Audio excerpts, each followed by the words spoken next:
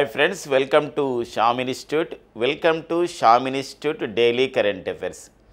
July 26, 2025 నాటి current affairs discuss చేద్దాం. So మనం కరెంట్ అఫైర్స్ డిస్కస్ చేయడానికన్నా ముందు ఈరోజు ఉన్నటువంటి కరెంట్ అఫైర్స్ హెడ్లైన్ చూద్దాం.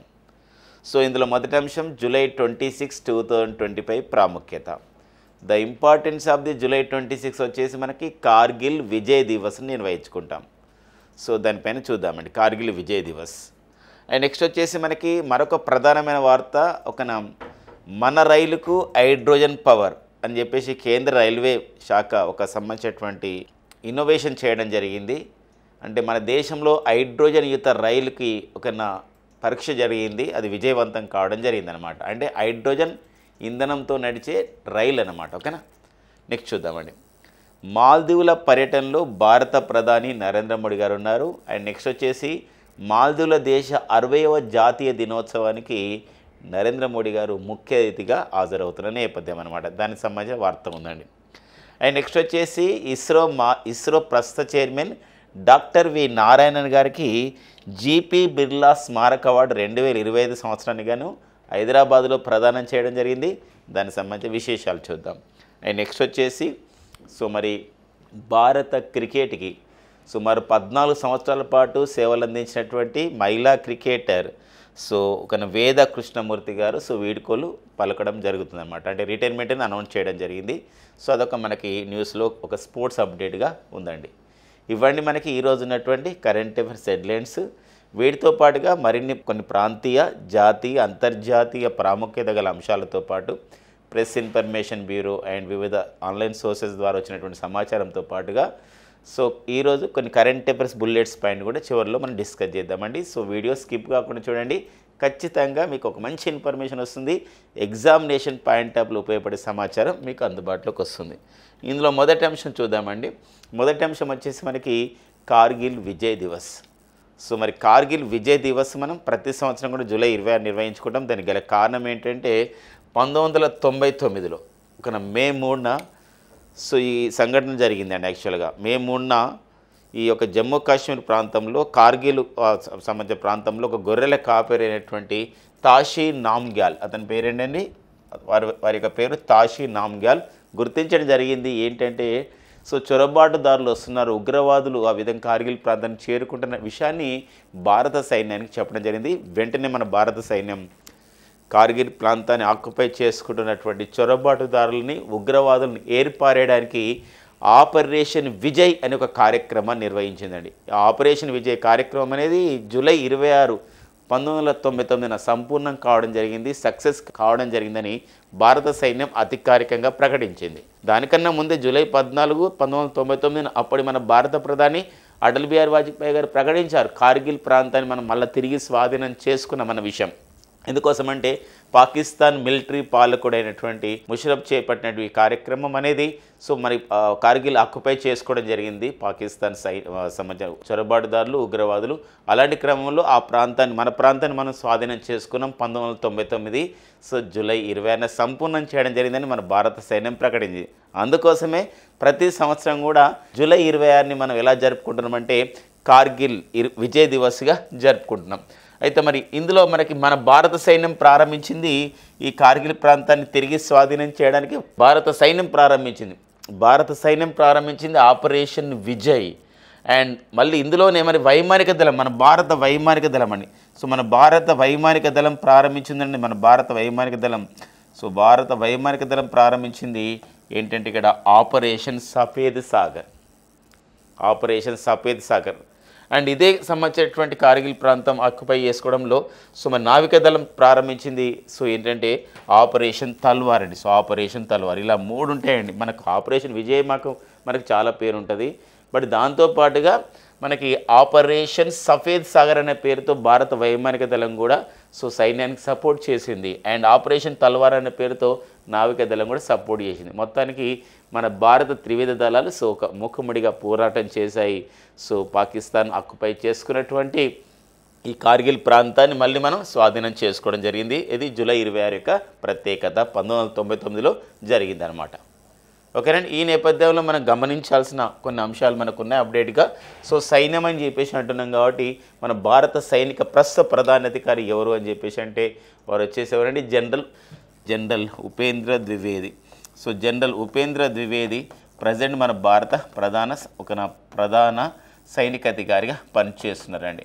అండ్ నెక్స్ట్ వచ్చేసి మనకి నావికాధికారి ఎవరు పనిచేస్తున్నారు, భారత ప్రధాన నావికాధికారి ఎవరు పనిచేస్తున్నారంటే అడ్మిరల్ దినేష్ కుమార్ త్రిపాఠి, డీకే త్రిపాఠి అనేవారు భారత ప్రధాన నావికాధికారిగా పనిచేస్తున్నారు.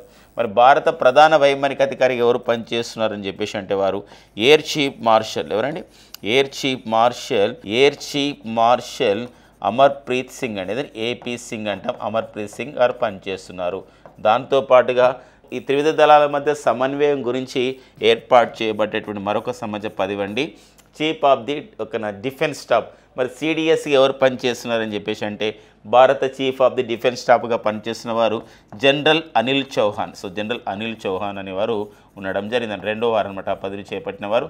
మరి రీసెంట్గానే ఒక సమావేశంలో మాట్లాడుతున్నారు జనరల్ అనిల్ చౌహాన్ గారు. ఏంటంటే ఆపరేషన్ సింధూర్ పహల్గామ్ దాడిని ఉగ్రవాదులు పాల్గొన్నారు. అలాంటి ఉగ్రవాదులు దాడులు మళ్ళీ జరగకుండా May 7, 2025 మనం ఆపరేషన్ సింధూర్ నిర్వహించాం. ఆపరేషన్ సింధూర్ ఇంకా ముగియలేదు, ఇంకా కొనసాగుతుంది, మరింత అప్రమత్తంగా ఉందాం ఒక 1 year పాటుగా అని చెప్పేసి కూడా సో ప్రకటించడం జరిగింది. సో ఎవరండి, general Anil Chauhan, chief of the defence staff అనమాట. ఇది మనకి కార్గిల్ విజయ్ దివస్గా జరుపుకుంటున్న నేపథ్యం. ఓకేనా, ఇది ఆపరేషన్ విజయ్ అనే కార్యక్రమం అనమాట. భారతదేశం ఆపరేషన్ విజయ్ అనే పేరుతో 1999లో ఒక కార్యక్రమం నిర్వహించింది కార్గిల్ ప్రాంతాన్ని స్వాధీనం చేసుకోవడానికి. సో 1961లో కూడా ఆపరేషన్ విజయ్ ద్వారా మనం గోవా ప్రాంతాన్ని మన భారత యూనియన్లో కలుపుకున్నాం. 1971లో ఆపరేషన్ విజయ్ ద్వారా ఇక్కడ మనకి ఏంటంటే ఇక్కడ సంబంధించినటువంటి తూర్పు పాకిస్తాన్ బంగ్లాదేశ్ అయ్యే క్రమంలో కూడా అలాంటి కార్యక్రమాన్ని మనం నిర్వహించుకోవడం జరిగిందనమాట. ఓకేనండి, నెక్స్ట్ చూద్దాం.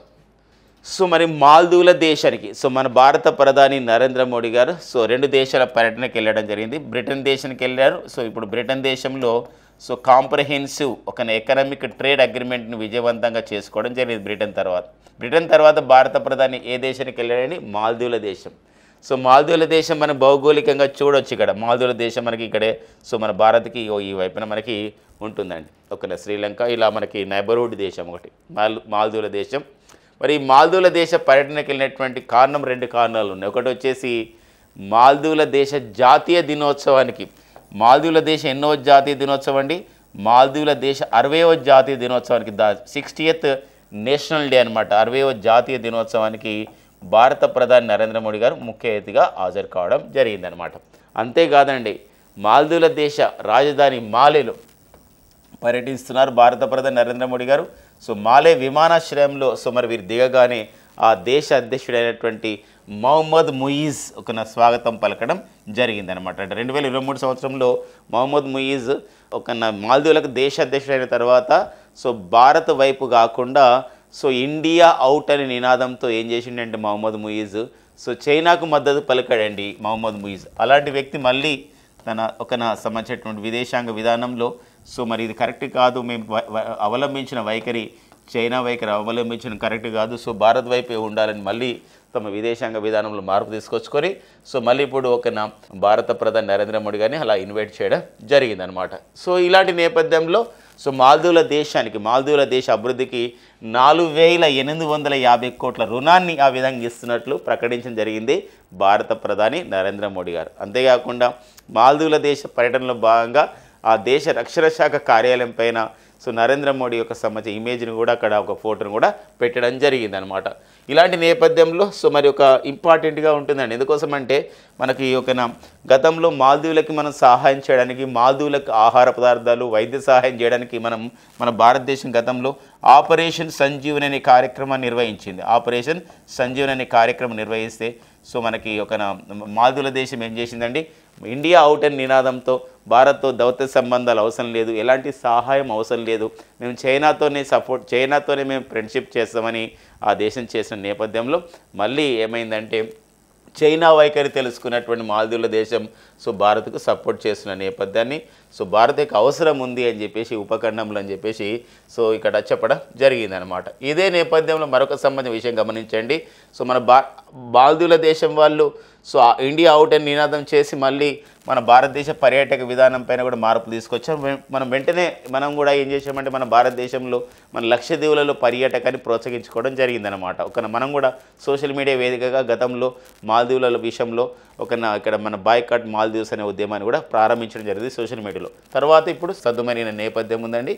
సో ఇలాంటి క్రమంలోనే మన భారతదేశ విదేశాంగ విధానంలో మనకు కీలక పాత్ర వహించేది ఇక్కడ ఏంటంటే ఒకటి వచ్చేసి మనకి యాక్టిస్ట్ పాలసీ అండి. సో ఆ యాక్టిస్ట్ పాలసీని ఒక విదేశాంగ విధానం పాడుతున్నాం.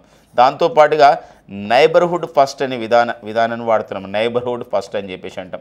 ఈ నైబర్హుడ్ ఫస్ట్ అని చెప్పేసి అంటాం. ఈ నైబర్హుడ్ ఫస్ట్ అండ్ ఈ ఒక యాక్టిస్ట్ పాలసీ విధానంలో భాగంగా మనం పొరుగు దేశాలకి అండ్ మనకి తూర్పు దేశాలకి మనం సహాయం చేస్తాం, సపోర్ట్ చేస్తాం, అండగా ఉంటాం, ఆపన్న హస్తం ఇస్తామని చెప్పేసి మనం చెప్పడం జరుగుతుందన్నమాట. సో వెరీ వెరీ ఇంపార్టెంట్ అండి. రీసెంట్గా కూడా శ్రీలంక దేశంలో కూడా ఇలాంటి ఒక ఆహార పదార్థమైనటువంటి ఒక ఉప్పు, ఒక సాల్ట్ అక్కడ చాలా కొరత ఏర్పడినప్పుడు మన భారతదేశం సప్లై చేయడం జరిగిందనే విషయాన్ని గమనించండి. సో ఇదండి మనకు మాల్దీవుల దేశ విషయంలో జరుగుతున్న పరిణామాలకు ఒక అంతర్జాతీయ విషయంగా మనం దీన్ని చూసుకోవాల్సినటువంటి అవసరం ఉంటుందండి. అండ్ ఇంకొక అంశం మనకి ఇక్కడ ఉందండి. మాల్దీవుల దేశంలో ఆరోగ్య సేవలని మరింతగా అందించే ఉద్దేశంతో ఒక్కోసారి మాల్దీవుల దేశం మొత్తం ఇవన్నీ దేవులు కదండి. మాల్దీవులు అన్నీ కూడా దేవులు, అన్ని ఐలాండ్సే.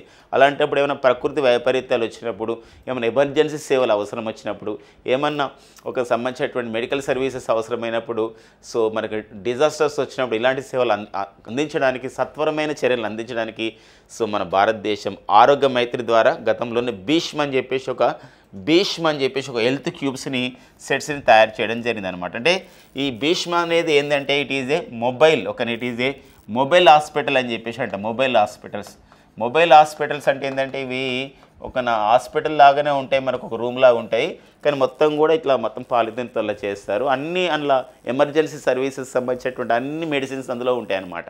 అదే మనకి ఏమంటారంటే ఇది భీష్మ హెల్త్ క్యూబ్ సెట్స్ అని చెప్పేసి అంటాం. ఇది మనం స్వదేశీయంగా అభివృద్ధి చేసుకున్నాం, ఆరోగ్య మైత్రి ద్వారా తయారు చేసుకున్నాం మన భారతదేశం. అలా 2 భీష్ములు ఆ హెల్త్ క్యూబ్ సెట్స్ని వారికి బహుమతిగా మన భారతదేశం ఇవ్వడం జరిగిందండి. సో మనం లాస్ట్ క్లాస్లో కూడా డిస్కస్ చేసినాం. భీష్మ అంటే అర్థం ఏంటంటే ఇక్కడ, సో భీష్మ అంటే ఇక్కడ భారత్, బి అంటే భారత్ అండి, హెచ్ అంటే ఇక్కడ ఏంటంటే హెల్త్ అండి, ఐ అంటే ఇక్కడ ఏంటంటే ఇనిషియేటివ్ చొరవ తీసుకోండి, ఇనిషియేటివ్. ఓకేనా, భారత్ హెల్త్ ఇనిషియేటివ్ అండి, ఇనిషియేటివ్ టు సహయోగ్ అండి. ఎస్ అంటే ఏంటంటే సహయోగ్ SEHYG సహయోగ్.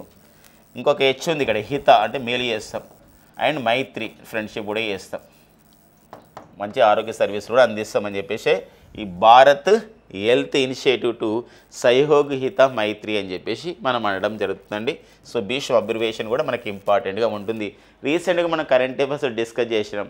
మన ఆంధ్రప్రదేశ్లోని మంగళగిరిలో ఉన్న హేమ్స్కి కూడా భారత ప్రభుత్వం ఇలాంటి ఒక భీష్మలో ఒక 3 ఇవ్వడం జరిగిందనమాట. ఎందుకోసం అంటే ఈ సంబంధించిన వరదలు కానివ్వండి, లేకపోతే విపత్తులు ఏమైనా వచ్చినప్పుడు సత్వరమైన ఆరోగ్య సేవలు అందించడం ఇది ఒక మొబైల్ హాస్పిటల్గా పనిచేస్తుంది అనమాట. ఏ కార్యక్రమంలో బాగా దీన్ని అభివృద్ధి చేశారు? ఆరోగ్య మైత్రి అనే కార్యక్రమం ద్వారా దీన్ని అభివృద్ధి చేయడం జరిగింది. ఏవి బ్రీష్ములు మన భారతదేశం తయారు చేయడం జరిగిందనమాట. బ్రిటన్ పర్యటనలో కూడా మరొక విషయం ఉందండి. ఈరోజు న్యూస్లో చాలా అన్ని న్యూస్ పేపర్లు కూడా కవర్ చేశాయి. బ్రిటన్లో మన భారత ప్రధాని పర్యటించారు. మరి బ్రిటన్లో మన భారత ప్రధాని పర్యటించినప్పుడు సో మనం ఒప్పందాలు చేసుకున్నాం. ఒక కాంప్రహెన్సివ్ ఎకనామిక్ ట్రేడ్ అగ్రిమెంట్ అని చెప్పేసి ఒక స్వేచ్ఛ వాణిజ్య ఒప్పందం కూడా చేసుకోవడం జరిగింది బ్రిటన్తో. బ్రిటన్ ప్రధాని అండ్ భారత ప్రధాని మధ్య ఒప్పందం జరిగింది. ఇలాంటి క్రమంలో మరి బ్రిటన్ ప్రధాని భారత ప్రధాని ఇద్దరు కలిసి ఛాయ్ తాగారనమాట. టీ తాగారు. సో ఈ టీ తాగే విషయం ప్రధానంగా ఉంది. ఆ టీని తయారు చేసిన ఎవరంటే మన భారతదేశానికి చెందిన ఒక యువ సంబంధించినటువంటి ఒక ఎంటర్ప్రీనర్ అనమాట. ఏంటా ఎంటర్ప్రీనర్ అంటే ఒక యువ వ్యాపారవేత్త. ఎవరతను? అఖిల్ పటేల్. ఈ అఖిల్ పటేల్ నేపథ్యం ఏంటంటే వీరు సో ఒక చదువుకున్నారు, మంచి ఎడ్యుకేటెడ్, కానీ వీరు ఒక సొంతంగా ఎదగాలని ఒక తపనతో వారు లండన్లో అంటే బ్రిటన్లో లండన్లో తను ఏం చేశాడంటే అమలా బ్రాండ్ అనే పేరుతో బ్రాండ్ అనే పేరుతో కేరళ నుండి సుగంధ ద్రవ్యాలు, అస్సాం నుండి టీ పౌడర్, ఈ టీలో సుగంధ ద్రవ్యాలు కలుపుతూ ఒక కొత్త రకమైన ఛాయ్ని క్రియేట్ చేశారు. అదే ఏందండి అమలా బ్రాండ్. ఇలాంటి 2019లో ఈ అమలా బ్రాండ్ నెలకొల్పి ఒక ఫేమస్ ఒక సంబంధించిన ఒక ఎంటర్‌ప్రెన్యూర్‌గా ఒక మంచి వ్యాపారవేత్తగా అయ్యాడు. సో వాళ్ళిద్దరు కూడా సో ఆ యువ వ్యాపారవేత్త దగ్గర ఆ ఇద్దరు ఎవరు ఇక్కడ బ్రిటన్ ప్రధాని కీర్ స్టార్మర్, భారత ప్రధాని నరేంద్ర మోడీ గారు అతని దగ్గరికి వెళ్ళి సో టీ తాగడం జరిగింది. ఒక్కోసారి మనకి అడగడానికి ఉంటుంది ఏంటంటే సో ఎలా ఉంటుందంటే మనకి బ్రిటన్ పర్యటనలో మన భారత ప్రధాని కీర్ స్టార్మర్ సో ఈ యువ వ్యాపారవేత్త చేసినటువంటి టీని తాగారు. ఆ యువ వ్యాపారవేత్త పేరేంటి, అతని యొక్క బ్రాండ్ ఏంటి అన్నప్పుడు ఈ సంబంధించిన విషయాన్ని గుర్తుపెట్టుకోవాలండి. ఇది ఒక పర్సన్స్ ఇన్ ద న్యూస్లో అంటే వార్తల్లో వ్యక్తిగా మనకు అఖిల్ పటేల్ అనేవారు గుర్తించబడ్డారు అన్నమాట. ఓకేనా, నెక్స్ట్ చూద్దామండి. ఇక నెక్స్ట్ వచ్చేసి మనకి doctor V Narayanan. So ISRO చైర్మన్గా పనిచేస్తున్నారు డాక్టర్ వి నారాయణన్. సో మరి డాక్టర్ వి నారాయణన్ గారికి హైదరాబాదులో ఉన్నటువంటి GP Birla archaeological astronomical scientific institute అండి, హైదరాబాద్లో ఉంది ఇది. GP Birla archaeological astronomical and scientific institute వారు సో భారత అంతరిక్ష రంగానికి చేసిన సేవలకు గాను, సో శాస్త్ర సాంకేతిక పరిజ్ఞానానికి చేసిన సేవలకు గాను సో జీపీ బిర్లా స్మారక అవార్డుని సో 2025 సంవత్సరానికి గాను ఇవ్వడం జరిగిందనమాట. ఇదండి సో మనకి ఈ యొక్క సంబంధించినటువంటి ఇంపార్టెంట్గా చూసుకోవాలి. ఈ సందర్భంగా సో డాక్టర్ వి నారాయణన్ గారు ఇస్రో చైర్మన్ గారు సో హైదరాబాద్లో మాట్లాడుతున్నటువంటి ఈ విషయంలో కొన్ని అంశాలు చెప్పడం జరిగింది. ఏంటంటే త్వరలోనే సో మనకి ఇక్కడ కొన్ని ప్రయోగాలు చేయబోతున్నాము. అంతేకాకుండా ఆపరేషన్ సింధూర్ టైంలో కూడా సో మన భారత రక్షణ దళాలకి సో మన ఇస్రో శాటిలైట్స్ ఎంతగానో ఉపయోగపడ్డాయి అని చెప్పేసి ఎన్నో విషయాలు మనం మాట్లాడడం జరిగింది. ఇదే క్రమంలో సో భారత్ జపాన్ దేశాలు త్వరలోనే 2028లో సో ఒక చంద్రమండల యాత్ర చేయబోతుంది, ఒక చంద్రమండల ఎక్స్పెరిమెంట్ చేయబోతుంది. సో దానికి ఏమని పేరు పెట్టడం జరిగిందంటే చంద్రయాన్-5. అంటే చంద్రయాన్-5లో భారత్ ఈ చంద్రయాన్-5 అంటే ల్యూనార్ స్పేస్ మిషన్ అని చెప్పేసి అంటాం. ఈ చంద్రమండల సంబంధించినటువంటి కార్యక్రమము, చంద్రమండలంలో ఉన్నటువంటి సంబంధించినటువంటి అంశాలపై అధ్యయనానికి భారత్ జపాన్లు కలిసి చేసుకున్న కార్యక్రమం ఏంటంటే చంద్రయాన్-5. అది ఎప్పుడు చేయబోతుందంటే 2028లో చేయబోతున్నట్లు చెప్పడం జరిగిందనమాట. మరి ఎన్ఆర్ఎస్సి ఈ కార్యక్రమంలో హైదరాబాద్లో ఒక సంస్థ ఎన్ఆర్ఎస్సి అండి, ఇస్రోకి అనుబంధంగా పనిచేస్తుంది. NRSC national remote sensing centre అని చెప్పేసి అంటాం. మరి ఎన్ఆర్ఎస్సికి ప్రస్తుత డైరెక్టర్ అయినటువంటి డాక్టర్ ప్రకాష్ చౌహాన్ గారు కూడా ఈ కార్యక్రమంలో పాల్గొనడం జరిగింది. గుర్తుపెట్టుకోండి ఫ్రెండ్స్, ఇక్కడ ఎన్ఆర్ఎస్సి అనేది మనకు హైదరాబాద్లో ఉంటుంది. Indian institute of the remote sensing అనేది ఎక్కడ ఉంటుందంటే ఎక్కడ ఉంటుందంటే ఈ సంస్థ, ఇది కూడా ఇస్రోకి అనుబంధంగా పనిచేస్తుంది. ఇది డేరాడూన్లో ఉంటుందన్నమాట. డేరాడూన్లో ఉంటుంది. వెరీ వెరీ ఇంపార్టెంట్గా మనం చూసుకోవాల్సిన అవసరం ఉంది. ఇంకా మనం మన విషయాలు చూసుకున్నట్లయితే ఇస్రో యొక్క భవిష్యత్తు ప్రయోగాలు చాలా ఇంపార్టెంట్ అండి. ఇప్పుడు ఇస్రో యొక్క భవిష్యత్తు ప్రయోగాలు మన ఫ్యూచర్ ఏంటంటే ఇక్కడ ఇస్రో యొక్కది మనం ఇప్పుడు జూలై 30, 2025 మన ఇస్రో ఏం చేస్తుందండి, ఇస్రో అండ్ అమెరికా సంబంధించినటువంటి అమెరికా దేశానికి చెందినటువంటి అంతరిక్ష పరిశోధన సంస్థ నాసాలు కలిసి చేస్తున్న ప్రయోగం ఏంది, NASA ISRO synthetic aperture radar చేయబోతున్నాం. ఇది ఒక ఇంపార్టెంట్గా మనం చూసుకోవాల్సిన అవసరం ఉంటుందండి. అండ్ 2027లో ఇస్రో చేయబోతున్న ప్రయోగాలు 2027లో ఏంటంటే ఈ గగన్యాన్. సో గగన్యాన్ ప్రయోగం చేయబోతున్నాము, మానవ సహిత యాత్ర చేయబోతున్నామండి. అండ్ 2027లోని చివరిలో మరొకటి చేయబోతున్నాం చంద్రయాన్-4 అండి. చంద్రయాన్-4 అనే ప్రయోగం కూడా చేయబోతున్నాం. చంద్రయాన్-4 అండి. ఈ చంద్రయాన్-4 ఏంటంటే collect the lunar sample, it collects the ఏంటంటే lunar sample. What is lunar sample? చంద్రమండలం మీద ఉన్నటువంటి ఏదైతే మట్టి ఉందో ఆ మట్టిని, ఆ శాంపుల్ని సేకరిస్తుంది అన్నమాట, తీసుకొస్తుంది మళ్ళీ పైకి పోయి. అది సో చంద్రయాన్-4 ఒక గొప్ప ప్రయోగం కాబోతుంది. అండ్ 2028లో మనం ఇప్పుడే చెప్పుకున్నాం కదా, ఏంటి 2028 చేయబోతుంది ఏంటి, చంద్రయాన్-5. ఈ చంద్రయాన్-5లో ఈ చంద్రమండల యాత్రలో ఎవరు భాగస్వామ్యం అవుతున్నారని చెప్పేసి అంటే భారత్తో పాటు జపాన్ దేశాలు భాగస్వామ్యం అవుతున్నాయి. అండ్ 2035 లక్ష్యం ఏంది, 2035 నాటికి మనము ఏం చేయాలండి, BASని ఏర్పాటు చేసుకోవాలి. ఏంటి BAS బాస్ ఏంటంటే భారతీయ అంతరిక్ష స్టేషన్ ఏర్పాటు చేసుకుంటున్నాం చంద్రమండలం పైన.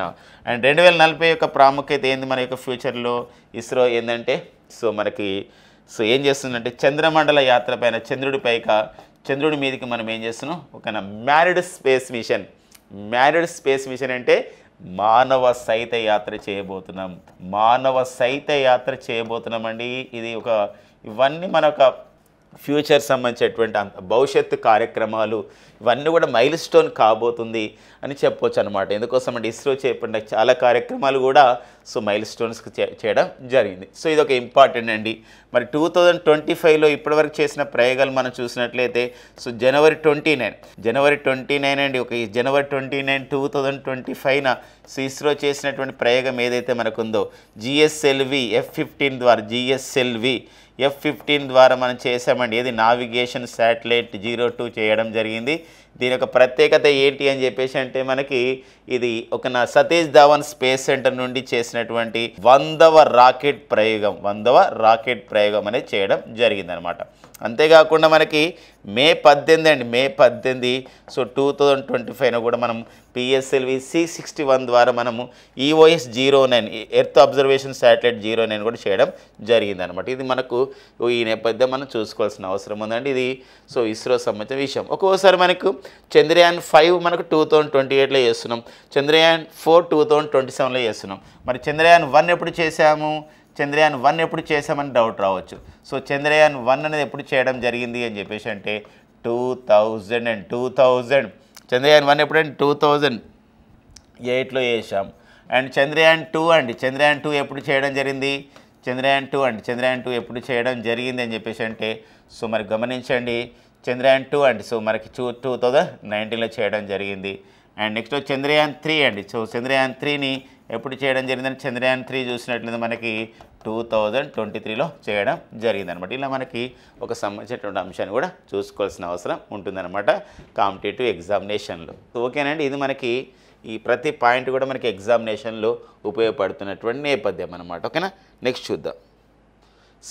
మరొక ప్రాంతీయ వార్త అండి. మనకి ఆంధ్రప్రదేశ్ సంబంధించినటువంటి అంశం ఇది ఒక ప్రాంతీయ వార్త. ఏంటి అంటే ఇక్కడ ఆంధ్రప్రదేశ్లో పెట్టుబడుల్ని ఆకర్షించాలి. 2047 నాటికి స్వర్ణాంధ్ర లక్ష్యాలు మనం చేసుకున్నాం అన్నమాట. ఒక 10 స్వర్ణాంధ్ర లక్ష్యాలు మనం సాధించాలి. అంటే 10 లక్ష్యాలని సాధించడం ద్వారా స్వర్ణాంధ్రాన్ని మనం ఆ విధంగా ఒక గోల్డెన్ ఆంధ్రాన్ని మనం సాధిస్తాం. అంటే సస్టైనబుల్ డెవలప్మెంట్ సాధించాలి. ఇలాంటి లక్ష్యాలతో మనకు ఒక కమిటీని కూడా ఏర్పాటు చేయడం జరిగింది. ఏంటా కమిటీ అంటే ఇక్కడ మనకి ఎవరి నేతృత్వంలో ఏర్పాటు చేయడం జరిగిందంటే అది డాక్టర్ ఎన్ చంద్రశేఖరన్ గారు. ఎవరి ఎన్ చంద్రశేఖరన్ గారు అని చెప్పేసి అంటే టాటా గ్రూప్కి చైర్మన్గా పనిచేసిన వారు, టాటా సన్స్ అని చెప్పేసి అంటే మొత్తం కూడా ఈ టాటా గ్రూప్కి చైర్మన్గా పనిచేసిన వారు ఒక నటరాజ చంద్రశేఖరన్ గారు. And confederation of the Indian ఇండస్ట్రీకి సంబంధించిన డైరెక్టర్ జనరల్ అండి. డైరెక్టర్ జనరల్ అయినటువంటి చంద్రజిత్ బెనర్జీ గారు. కాన్ఫెడరేషన్ ఆఫ్ ది ఇండియన్ ఇండస్ట్రీకి డైరెక్టర్ జనరల్ చంద్రజిత్ బెనర్జీ గారు. కాన్ఫెడరేషన్ ఆఫ్ ది ఇండియన్ ఇండస్ట్రీకి ప్రెసిడెంట్ వచ్చేసి రాజీవ్ మమాని గారు. ఓకేనా. మనకి ఇక్కడ ఈ ఇద్దరు అంటే ఇలా మరికొంతమంది ప్రముఖ వ్యక్తులతో కలిసి స్వర్ణాంధ్ర టాస్క్ ఫోర్స్ కమిటీ ఒక అధ్యయనం కూడా చేసిందనమాట. దానికి ఒక కమిటీని ఏర్పాటు చేశారు. ప్రధానంగా దీన్ని నేతృత్వం వహిస్తున్న వారు చైర్మన్ వచ్చేసి ఎవరంటే ఎన్ చంద్రశేఖరన్ గారే. దానిలో ప్రముఖ సభ్యుడు చంద్రజిత్ బెనర్జీ. ఇలాంటి క్రమంలో స్వర్ణాంధ్ర టాస్క్ ఫోర్స్ కమిటీ తన నివేదికను ఎలా పెట్టుబడులు ఆకర్షించాలి, ఆంధ్రప్రదేశ్లో ఎలాంటి సంబంధించిన వనరులు ఉన్నాయి, ఎలా వినియోగించుకొని మన స్వర్ణాంధ్ర లక్ష్యాలు చేరుకోవాలి, 2047 నాటికి ఒక వికసిత్ భారత్ లక్ష్యాలను చేర్చుకోవాలని చెప్పేసి ఒక రిపోర్ట్ని కూడా ఈ మధ్యలో సబ్మిట్ చేయడం జరిగింది ఆంధ్రప్రదేశ్ రాష్ట్ర ప్రభుత్వానికి. Towards Swarnandhra Pradesh at the rate of 2047 అని చెప్పడం జరిగింది. ఇలాంటి క్రమంలో వీరిచ్చినటువంటి రిపోర్ట్లో ఒక ప్రధానమైన వార్త మనకి ఈరోజు న్యూస్ పేపర్లో వచ్చింది. ఆంధ్రప్రదేశ్ని మనం ఎలా చేయాలి అని చెప్పేసి అంటే ఒక గ్లోబల్ డిజిటల్ హబ్గా మార్చాలి. ఇక్కడ ఉన్నటువంటి వనరుల దృష్ట్యా, ఇక్కడ ఉన్నటువంటి మానవ వనరుల దృష్ట్యా, ఇక్కడ ఉన్నటువంటి భౌగోళిక వనరుల దృష్ట్యా, ఇక్కడ ఉన్నటువంటి ఇన్వెస్ట్మెంట్స్ అలా వస్తున్నాయని చెప్పేసి అమరావతిని అలా అభివృద్ధి చేయాలి. అమరావతిని కేంద్రంగా అభివృద్ధి చేస్తూ ఆంధ్రప్రదేశ్లో మరి 26 జిల్లాలకు అభివృద్ధి ఫలాలు ఉండాలని ఏపీని గ్లోబల్ డిజిటల్ హబ్గా చేస్తున్నామని చెప్పేసి చేయాల్సిన అవసరం ఉందని ఈ నివేదిక యొక్క సారాంశం అనమాట. అందుకోసమే ఆ నేపథ్యంలోనే ఆంధ్రప్రదేశ్లో ఆర్టిఫిషియల్ ఇంటెలిజెన్స్ హబ్ని ఏర్పాటు చేస్తున్నారు, క్వాంటమ్ వ్యాలీని ఏర్పాటు చేస్తున్నారు, గ్రీన్ హైడ్రోజన్ సంబంధించినటువంటి హబ్ను కూడా ఏర్పాటు చేస్తున్నామని చెప్పేసి ఇటీవల కాలంలో ఆంధ్రప్రదేశ్ రాష్ట్రం గ్రీన్ హైడ్రోజన్ పాలసీని విడుదల చేయడం జరిగింది. ఇలాంటి నేపథ్యం అనమాట. ఇది ఒక ఇంపార్టెంట్స్గా చూసుకోవాల్సిన అవసరం ఉంది. ఆ పదాలను ఇంపార్టెంట్గా మనకు ఉంటాయండి. నెక్స్ట్ వచ్చేసి మనకి మణిపూర్ రాష్ట్రం. సో మణిపూర్ రాష్ట్రంలో గత 2 ఇయర్స్ నుండి కూడా అక్కడ మైతీ అండ్ కుకీ అనే సంబంధించినటువంటి ఈ 2 వర్గాల మధ్య పోర్ అనేది, ఒక ఘర్షణ అనేది ఏ స్థాయికి జరిగిందంటే రాష్ట్రపతి పాలన స్థాయికి వచ్చిందండి. రాష్ట్రపతి పాలన స్థాయికి రావడం జరిగింది. సో మరి మణిపూర్లో రాష్ట్రపతి పాలన మణిపూర్లో రాష్ట్రపతి పరిపాలన అనేది సో ఫిబ్రవరి 13, 2025 నుండి కొనసాగుతుందన్నమాట. ఆ రాష్ట్ర ముఖ్యమంత్రి బిరెన్ సింగ్ ఉండేవాడు అంతకన్నా ముందు. ఎప్పుడైతే ఆ రాష్ట్ర ముఖ్యమంత్రి బిరెన్ సింగ్ రాజీనామా చేయడంతో సో మరి అక్కడ ఉన్నటువంటి ఒక శాంతి భద్రతల దృష్ట్యా సో భారత రాజ్యాంగంలోని 356 ఆర్టికల్ ప్రకారం సో రాష్ట్రపతి పాలన అక్కడ విధించడం జరిగిందనమాట.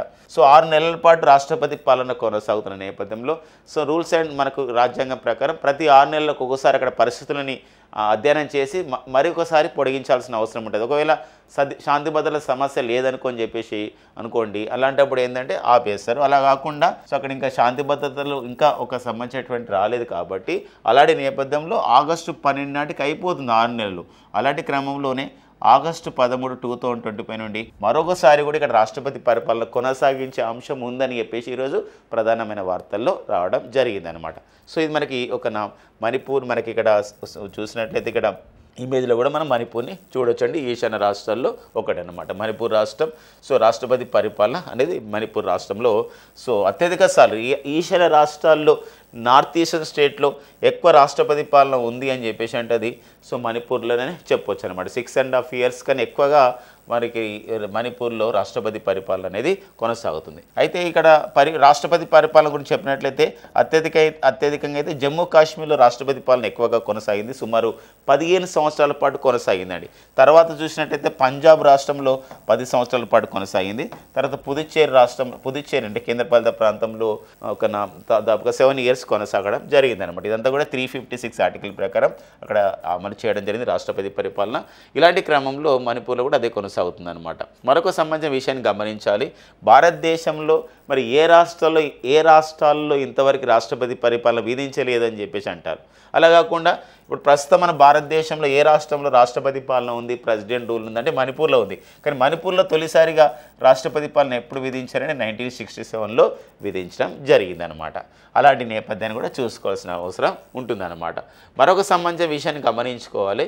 సో మరి ఇలాంటి నేపథ్యం ఏంటంటే ఇక్కడ మణిపూర్ విషయంలో మరి ఇక్కడ రాష్ట్రపతి పాలన కొనసాగుతున్న నేపథ్యంలో మరి మణిపూర్కి అక్కడ ఉన్నటువంటి పరిపాలన వ్యవహారాలన్నీ కూడా ఎవరు చూసుకుంటారంటే గవర్నర్ నిర్వహిస్తారు. సో మణిపూర్ ప్రజెంట్ గవర్నర్ వచ్చేసి అజయ్ కుమార్ భల్లా గారు ఉన్నారండి. ఓకేనా, అలాంటి నేపథ్యాన్ని కూడా గుర్తుపెట్టుకోవాల్సిన అవసరం ఉంటుందన్నమాట. ఓకేనండి, ఇవి మన జాతీయ అంశాల్లో మణిపూర్ సంబంధించినటువంటి అంశం. ఈ నెక్స్ట్ వచ్చేసి సో మనకు శాస్త్ర సాంకేతిక రంగాల్లో భారత దూకుడు కొనసాగుతుంది అని చెప్పడానికి ప్రతిరోజు మనకి ఎన్నో నిదర్శనాలు అనేది కనబడుతున్నాయి. సో మనకి ఎన్నో నిదర్శనాలు అనమాట, ఎన్నో మైల్ స్టోన్స్ని మనం ఈరోజు సైన్స్ అండ్ టెక్నాలజీలో మనం సాధిస్తున్నాం. ఇలాంటి క్రమంలో మన రైలుకు హైడ్రోజన్ పవర్ మన రైలుకు హైడ్రోజన్ పవర్ అని చెప్పేసి అంటే హైడ్రోజన్ పవర్ అంటే హైడ్రోజన్ ఇంధనం. అందుకోసం దీని కార్యక్రమాన్ని ఏమంటారండి, హైడ్రోజన్ ఫర్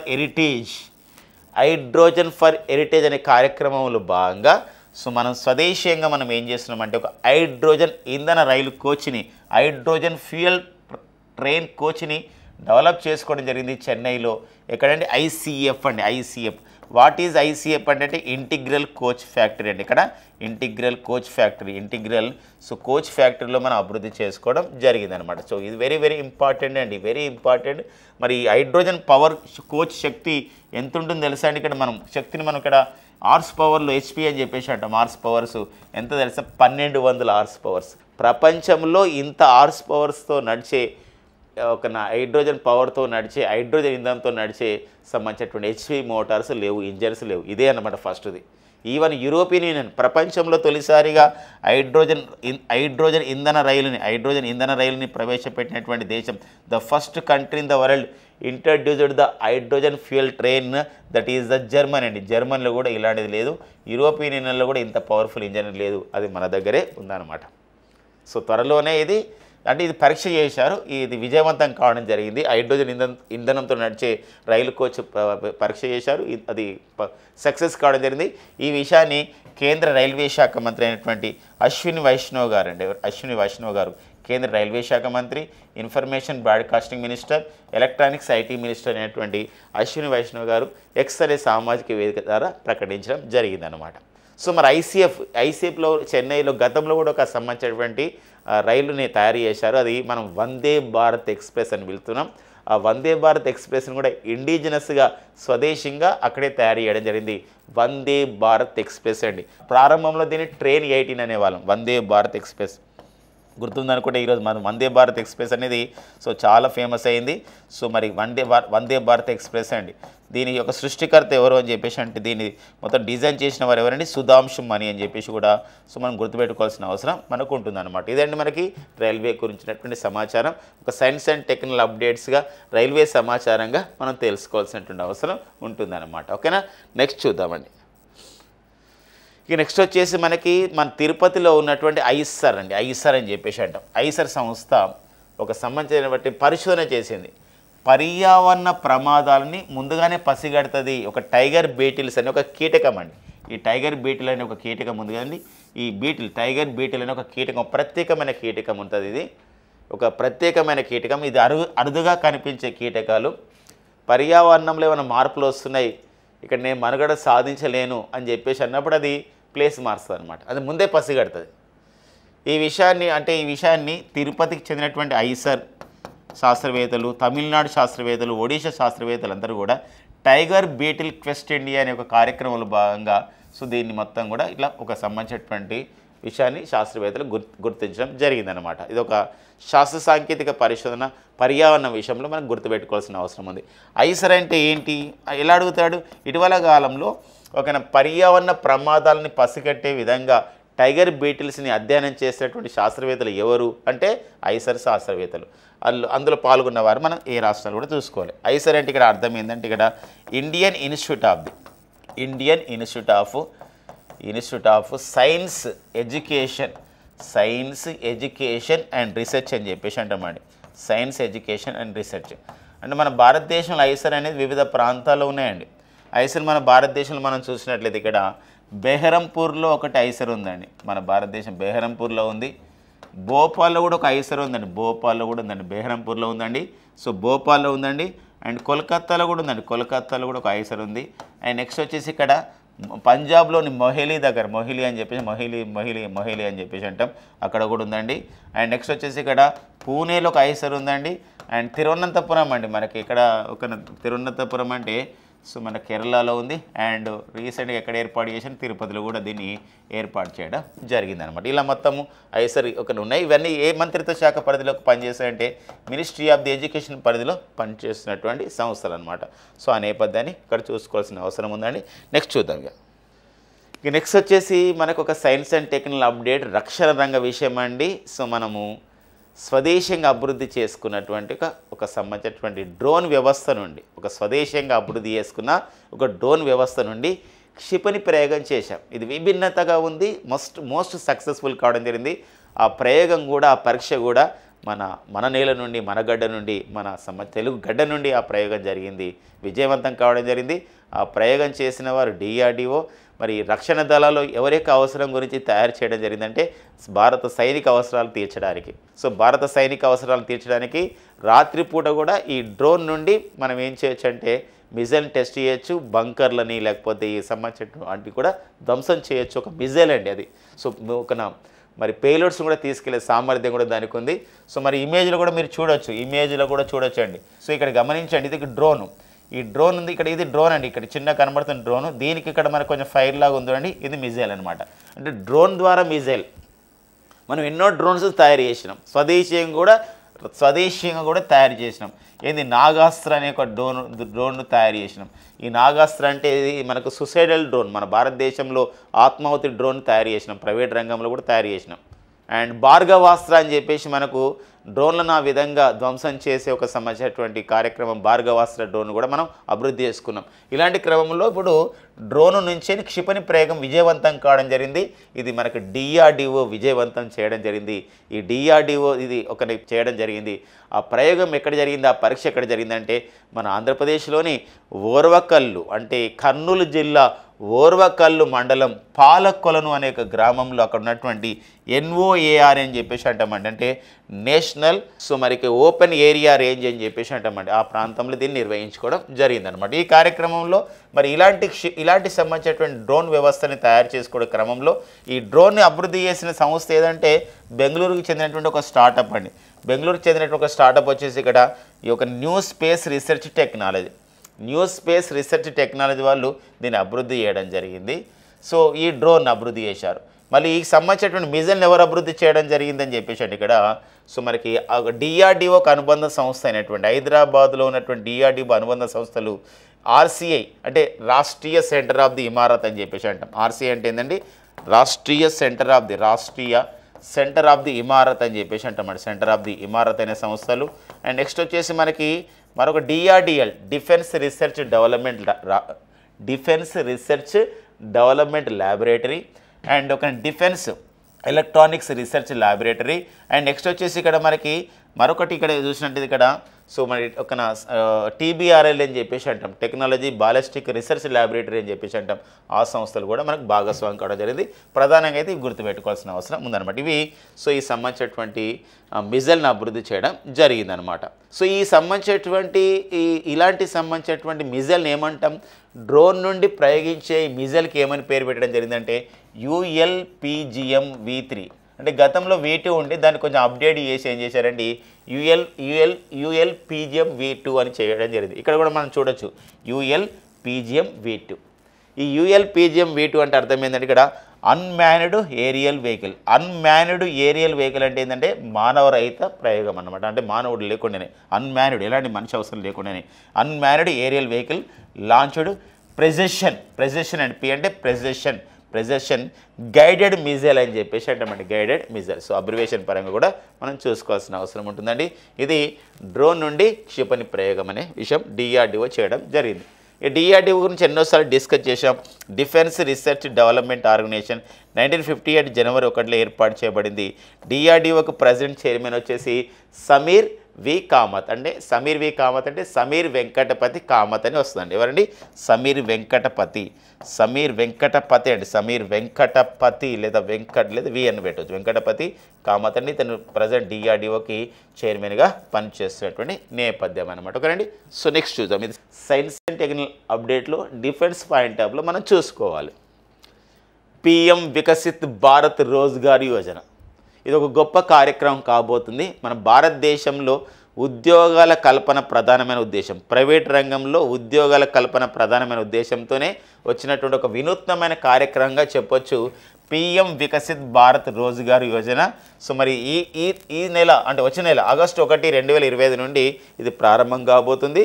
ఇది సుమారు 2 years వరకు కూడా కొనసాగుతుందండి. ఆగస్టు 1, 2025 నుండి జూలై 31, 2020 వరకు సృష్టించే ఉద్యోగాలు అనమాట. అంటే ఇక్కడ ఏంటంటే ఇక్కడ పార్ట్ A పార్ట్ B లాగా ఇట్లా ఉంటుంది అనమాట. ఏంటంటే ఇక్కడ ఉద్యోగాలు సృష్టించాలి. ఎవరు సృష్టించాలి? సంస్థలు సృష్టించాలి. MSME సెక్టార్లో ఉండేటువంటి సంస్థలు సృష్టించాలి. మైక్రో స్మాల్ మీడియం ఎంటర్ప్రైజెస్ అని చెప్పేసి అంటాం. సూక్ష్మ చిన్న మధ్య తరహా పరిశ్రమలు అంటాం. వాళ్ళు సృష్టించాలన్నమాట. అలాంటి సంస్థలు ఏం చేస్తారంటే ఈ ఉద్యోగాలు సృష్టించారనుకోండి, ఒక్కొక్క ఉద్యోగానికి ప్రభుత్వం ఉపాధి సృష్టికర్తలు అంటే ఎంప్లాయర్ అంటే పని ఇచ్చేవారు ఎంప్లాయర్, పని చేసేవారు ఎంప్లాయీస్ అంటాం. అయితే మరి ఇక్కడ ఉపాధి సృష్టికర్తలు ఎవరైతే ఈ కొత్త ఉద్యోగాలు సృష్టిస్తారో వాళ్ళకి ఒక్కొక్క ఉద్యోగానికి 3,000 రూపాయలు ప్రభుత్వమే ఇస్తుంది. మరొక విషయం ఏంటంటే మరి ఉపాధి సృష్టికర్తలకి ఎంప్లాయర్స్కి అంటే కంపెనీల వాళ్ళకి ప్రభుత్వం ఒక్కొక్క ఉద్యోగానికి 3,000 రూపాయలు ఇస్తుంది. మిగతా జీతాన్ని వాళ్ళు ఒక 3,000 రూపాయలు కలుపుకొని మిగతా జీతాన్ని ఒక ఉపాధి సృష్టికర్తలకు ఎవరికైతే ఎంప్లాయీస్ ఉన్నారో వాళ్ళకి ఇవ్వాలి. మరొక విషయం ఉంది. 1,00,000 రూపాయలు అంటే 1,00,000 రూపాయలు ఇచ్చినారు. ఒక ప్రైవేట్ ఉద్యోగం ముందు 1,00,000 రూపాయలు వస్తున్నాయి అనుకోండి. 1,00,000 రూపాయల లోపు ఉద్యోగం ఇచ్చే వాళ్ళకి EPFలో సంవత్సరానికి 15,000 రూపాయలని ఎవరు జమ చేస్తారంటే ప్రభుత్వమే జమ చేస్తుంది. EPF అంటే ఏంటండి? ఎంప్లాయీస్ ప్రావిడెంట్ ఫండ్ అంటాం ఏదండి. ఈపీఎఫ్ అంటే ఏంది, ఎంప్లాయీస్ ప్రావిడెంట్ ఫండ్ అని చెప్పేసి అంటామండి. ప్రావిడెంట్ ఫండ్ అనే రూపంలో ప్రభుత్వం ఇస్తుంది అనమాట. దీనికి లక్ష్యం ఏంటంటే 3.5 కోట్ల ఉద్యోగాలు సృష్టించాలి. ఈ పథకానికి ఎంత కేటాయించింది మన భారత ప్రభుత్వం అంటే 99,446 కోట్లు, అంటే సుమారుగా 1,00,000 కోట్ల రూపాయలు దీనికి కేటాయించింది. ఈ కార్యక్రమం పేరు పిఎం వికసిత్ భారత్ రోజ్గార్ యోజన. ఇది మనకి ఉపాధి కల్పనలో ఒక మైల్ స్టోన్ కాబోతుందని చెప్పేసి విశ్లేషకులు భావిస్తున్నారు. ఓకేనా, నెక్స్ట్ చూద్దామండి. ఇది ఏ శాఖ పరిధిలోకి వస్తుందండి? ఇది కేంద్ర కార్మిక శాఖ పరిధిలోకి వస్తుంది. ప్రజెంట్ కేంద్ర కార్మిక శాఖ మంత్రి, క్రీడల శాఖ మంత్రి వచ్చేసి ఎవరండి? మన్సుఖ్ మాండవీయ. ఇక నెక్స్ట్ వచ్చేసి మనకి ఒక రాజ్యసభ ఎంపీగా, ఒక ఎగోసభ ఎంపీగా, అప్పర్ హౌస్ ఎంపీగా మనకి కమల్ హాసన్, సినిమా హీరో కమల్ హాసన్ ప్రమాణ స్వీకారం చేశారు. మరి జూలై 25, 2025న ప్రమాణ స్వీకారం చేయడం జరిగింది. మరి తమిళనాడు నుండి డిఎంకే సపోర్ట్తో వీరు గెలవడం జరిగింది. కమల్ హాసన్ ఈ రాజ్యసభ సభ్యుడిగా తమిళనాడు నుండి 6 ప్రమాణ స్వీకారం చేయడం జరిగిందనమాట. సో ఇదొక నేపథ్యాన్ని మనం చూసుకోవాల్సిన అవసరం ఉందండి. సో మరి కమల్ హాసన్ గారు ఏ పార్టీకి చెందినవారు? మరి సినిమా హీరో అయినటువంటి కమల్ హాసన్ సో అంటే వీరు మక్కల్ నీది మయం అండి, అదే మక్కల్ నీది మయం అనే పార్టీకి చెందినవారు. ఈ మక్కల్ నీది మయం అనే పార్టీ నుండి సో వీరు ఒక ఈ పార్టీని స్థాపించారు. అయితే వీరు మన తమిళనాడు శాసనసభ ఎన్నికల్లో డిఎంకే పార్టీకి మద్దతు ఇవ్వడం, ఇలాంటి నేపథ్యంలో డిఎంకే సపోర్ట్తో రాజ్యసభ సభ్యుడిగా సో అతను గెలవడం జరిగిందనమాట తమిళనాడు రాష్ట్రం నుండి. సో తమిళనాడు రాష్ట్రం నుండి మొత్తం ఎంతమంది? 6 ఆ విధంగా గెలవడం జరిగిన నేపథ్యాన్ని చూసుకోవాల్సినటువంటి అవసరం ఉందన్నమాట. ఓకేనండి. సో రీసెంట్గా కూడా భారత రాష్ట్రపతి ఆర్టికల్ 80ని అనుసరించి ఆర్టికల్ 80 ప్రకారం, భారత రాజ్యాంగంలోని ఆర్టికల్ 80 ప్రకారం సో 12 మందిని రాజ్యసభ సభ్యులుగా నామినేట్ చేస్తారు. అలాంటి క్రమంలో ఈ నెలలోనే జూలై 2025లో 4 సభ్యుల్ని నామినేట్ చేయడం జరిగింది భారత రాష్ట్రపతి గారు. అందులో మనకు ఒకరు చూసినట్లయితే ఉజ్వల్ నికమ్ను కూడా నామినేట్ చేయడం జరిగింది రాజ్యసభ సభ్యుడిగా. అంతేకాకుండా సో కేరళకు చెందినటువంటి సదానందన్ మాస్టర్ని ఆ విధంగా నామినేట్ చేయడం జరిగిందనే విషయం గమనించండి. దాంతోపాటుగా మనం చూసినట్లయితే మీనాక్షి జైన్ అని చెప్పేసి ఒక చరిత్రకారిని వీరిని నామినేట్ చేయడం జరిగింది. వీరితో పాటుగా మాజీ విదేశాంగ కార్యదర్శి, మాజీ రాయబారి అయినటువంటి మన భారత్లో మాజీ ఐఎఫ్ఎస్ అధికారి అయినటువంటి వారు సో గతంలో మరి అమెరికాలో భారత రాయబారిగా పనిచేసిన వారు ఎవరండి? హర్షవర్ధన్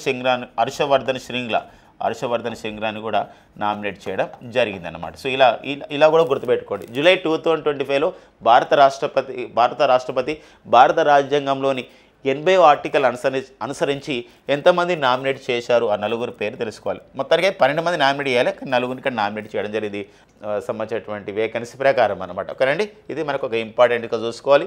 ఎందుకోసం అంటే రాజ్యసభ చాలా ఇంపార్టెంట్. రాజ్యసభ సంబంధించిన ప్రతి అంశం కూడా ఎందుకోసం రీసెంట్గానే మన భారత ఉపరాష్ట్రపతిగా పనిచేస్తున్నటువంటి జగదీప్ ధంకర్ గారు జూలై 21, 2025 అనూహ్యంగా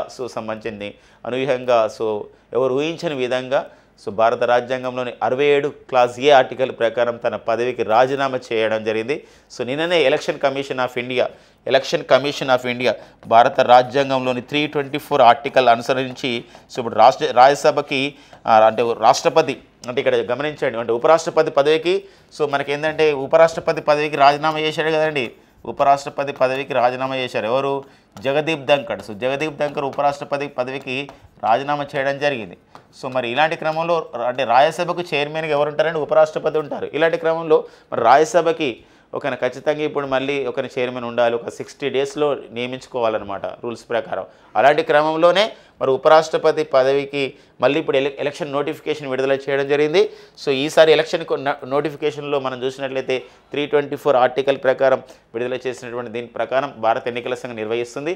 ఇలాంటి క్రమంలో రిటర్నింగ్ అధికారి అంటే ఎన్నికలను నిర్వహించే బాధ్యత ఈసారి ఎవరికి ఇవ్వడం జరిగిందంటే రాజ్యసభ సెక్రటరీ జనరల్ అయినటువంటి ప్రమోద్ చంద్ర మోడీకి ఇవ్వడం జరిగిందనమాట. అలా నేపథ్యాన్ని కూడా చూసుకోవాలండి. ఇక నెక్స్ట్ వచ్చే సైన్స్ అండ్ టెక్నాలజీ అప్డేట్లో మరొక అంశం అండి. స్వదేశీ మైక్రోచిప్ తయారు చేసినటువంటి తొలి యూనివర్సిటీగా ఉస్మానియా విశ్వవిద్యాలయం గుర్తించబడడం జరిగింది. భారతదేశంలో ఎన్నో విశ్వవిద్యాలయాలు ఉన్నాయి.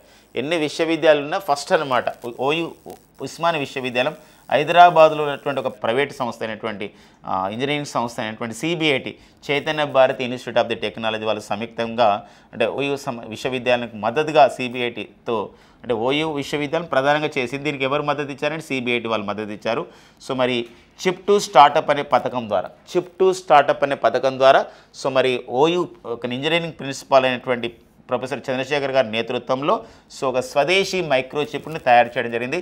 దీనికి ఏమని పేరు పెట్టడం జరిగిందంటే ఫ్రీక్వెన్సీ సింథసైజర్ అని పేరు పెట్టడం జరిగిందండి. ఏదండి ఫ్రీక్వెన్సీ సింథసైజర్. సో ఇది పంజాబ్ రాష్ట్రంలోని మొహాలీలో ఉన్నటువంటి సెమీ కండక్టర్ ల్యాబొరేటరీలో కూడా పరిశోధించడం జరిగింది. త్వరలోనే విడుదల చేయబోతున్నారు.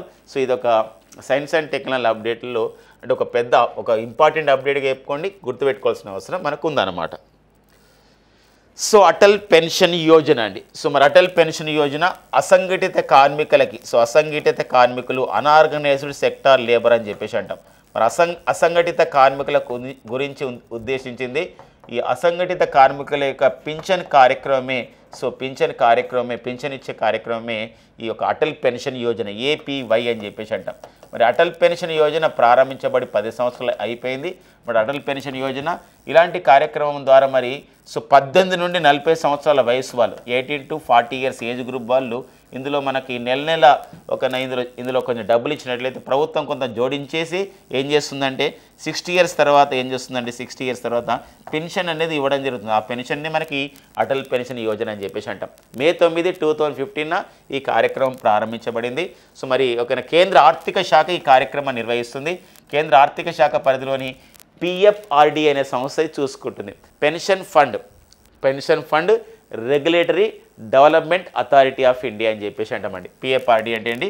Pension fund regulatory development authority of India నిర్వహించుకోవడం జరుగుతుంది. ప్రతి పాయింట్ ఇంపార్టెంట్. ఎందుకోసం ఈ ఏపీలో 8 కోట్ల మంది 8 కోట్ల మంది చందాదారులు కావడం జరిగింది అనమాట. 8 కోట్ల మంది చేరడం జరిగింది. ఇది ఒక రికార్డ్ అనమాట. ఇంతమంది చేరడం అనమాట అసంఘటిత కార్మికులు. అంటే సీజనల్గా వర్కర్స్ని మనం అసంఘటిత కార్మికులు అంటారు. సంవత్సరం పాటు వీళ్ళకి సంబంధించినటువంటి ఎంప్లాయ్మెంట్ అనేది దొరకదనమాట. అలాంటి కార్మికులకి ఇది ఉద్దేశించబడింది అనమాట. ఓకేనండి. So May 9, 2015 so Atal pension Yojana ప్రారంభించబడింది. అంతేకాకుండా ప్రధానమంత్రి జీవన్ జ్యోతి బీమా యోజన, ప్రధానమంత్రి మనకు బీమా సురక్ష యోజన కూడా అదే రోజు ప్రారంభించబడింది అనమాట. ఇక నెక్స్ట్ వచ్చేసి సో మనకి వేదా కృష్ణమూర్తి. సో మరి సుమారు మరి దశాబ్దం పైగా ఈమె భారత మహిళా క్రికెట్లో ఎనలేని సేవలు చేయడం జరిగింది వేదా కృష్ణమూర్తి గారు. సో మన భారత మహిళా క్రికెటర్ 48 వన్డే మ్యాచెస్ ఆడడం ద్వారా 829 పరుగులు చేశారు. 76 T20 మ్యాచ్లు ఆడడం ద్వారా 875 పరుగులు చేయడం జరిగింది. ఉమెన్ ప్రీమియర్ లీగ్లో గుజరాత్ జైంట్స్ తరపున కూడా వీరు ఆడడం జరిగింది. సో మరి అంతర్జాతీయ క్రికెట్కి నేను రిటైర్మెంట్ ప్రకటిస్తున్నాను అని చెప్పేసి చెప్పడం జరిగింది వేదా కృష్ణమూర్తి గారు. సో ఈ అప్డేట్ని మనం గుర్తుపెట్టుకోండి. చాలా అంటే మనకు వార్తల్లో వ్యక్తులుగా ఉండడం జరిగిందనమాట. ఇక నెక్స్ట్ వచ్చేసి మనకి Sham institute DNA daily news అనాలిసిస్లో భాగంగా బుల్లెట్స్ పాయింట్స్ని అందిస్తున్నామండి. సో ఈ కరెంట్ అఫైర్స్ కూడా మనకు ఉపయోగపడతాయి. వాటితో పాటు వీటిని కూడా మనం నోట్స్ రాసుకుంటే ఖచ్చితంగా ఎగ్జామినేషన్లో ఉపయోగపడతాయి. ఇందులో మనం చూసినట్లయితే గిలియడ్ సైన్సెస్ వాళ్ళు తయారు చేసినటువంటి HIVని అడ్డుకునే ఏ సూది మందుకి యూరోపియన్ యూనియన్ ఆమోదించింది అన్నాడు. అదేంటండి? లెనికాపవీర్ అనమాట. అంటే ఈ సంవత్సరానికి 2 సార్లు తీసుకోవాల్సి ఉంటుంది. సో ఇది HIVని అడ్డుకుంటుంది అనమాట. HIV రాకుండా ఉపయోగపడుతుంది. సో యూరోపియన్ యూనియన్ ఆమోదించింది అనమాట. ఓకేనండి. నెక్స్ట్ వచ్చేసి ప్రస్తుత రాజ్యసభ సెక్రటరీ జనరల్ ఎవరు అని చెప్పేసి అన్నారు. ప్రమోద్ చంద్ర మోడీ అండి. ప్రజెంట్ రాజ్యసభ ఉపాధ్యక్షుడు ఎవరని చెప్పేసి అంటే హరివంశ నారాయణ సింగ్. ఎందుకోసం అంటే జగదీప్ ధన్కడ్ రాజీనామా నేపథ్యంలో ఈ పాయింట్ మనకి ఇంపార్టెంట్గా మనకు ఉంటుందన్నమాట. అంతేకాకుండా మరి రాజ్యసభకి రాజ్యసభ అంటే భారత ఉపరాష్ట్రపతి పదవికి ఎలక్షన్ నిర్వహించుకోవాల్సిన ఉంటుంది. అతనే మనకి ఎక్స్ అఫీషియో రాజ్యసభ చైర్మన్ అవుతారు. కాబట్టి అలాంటి క్రమంలో రిటర్నింగ్ అధికారికి ఎవరు ఉంటున్నారంటే PC మోడీ ఉంటున్నారు. కాబట్టి ఆ పాయింట్ కూడా చూసుకోరండి. అండ్ ఇటీవల పునర్వ్యవస్థీకరించినటువంటి ఆనకట్టల జాతీయ భద్రతా కమిటీ national committee on the dam సేఫ్టీని ఏ చట్టం కింద ఏర్పాటు చేశారని చెప్పేసి అంటే డ్యామ్ భద్రతా చట్టం 2021 లోబడి చేయడం జరిగిందనమాట. ఎందుకోసం అంటే ఇక్కడ జాతీయ జల సంఘం చైర్మన్ దీనికి నేతృత్వం వహిస్తారు. డ్యాముల భద్రత చాలా ఇంపార్టెంట్గా ఉంటుందన్నమాట. అండ్ సైన్స్ అడ్వాన్సెస్ అనే ఒక సంబంధించినటువంటి జర్నల్ ప్రకారం ప్రపంచంలో ఎంత శాతం భూభాగం పైన జునోటిక్ వ్యాధుల ప్రభావం కలదు అని చెప్పేసి అంటే 9% ప్రజలు అలా జునోటిక్ అంటే ఏంటంటే జంతువుల నుండి మనుషులకు వచ్చే వ్యాధులు అనమాట. అలా 9% మంది 9% భూభాగంలో అలా సంబంధించినటువంటి జునోటిక్ వ్యాధుల ప్రభావం ఉంటుందని చెప్పేసి సైన్స్ అడ్వాన్సెస్ జర్నల్ అనే న్యూస్ మ్యాగజైన్ చెప్పడం జరిగిందనమాట. ఇది ప్రతి పాయింట్ కూడా ఇక్కడ ఇంపార్టెంట్గా ఉంటుందండి. సో ఫ్రెండ్స్, ఇవ్వండి మనకి జూలై 26, 2025లో ఉన్నటువంటి కరెంట్ అఫైర్స్ ఖచ్చితంగా మన కాంపిటేటివ్ ఎగ్జామ్స్కి ఉపయోగపడతాయండి. మన నోట్స్ రాసుకుంటూ భవిష్యత్తులో జరగబోయే కాంపిటేటివ్ ఎగ్జామ్స్కి ప్రిపేర్ అవుతూ మీరు జాబులు సాధించాలని మనసారా కోరుకుంటూ thank you friends and all the best.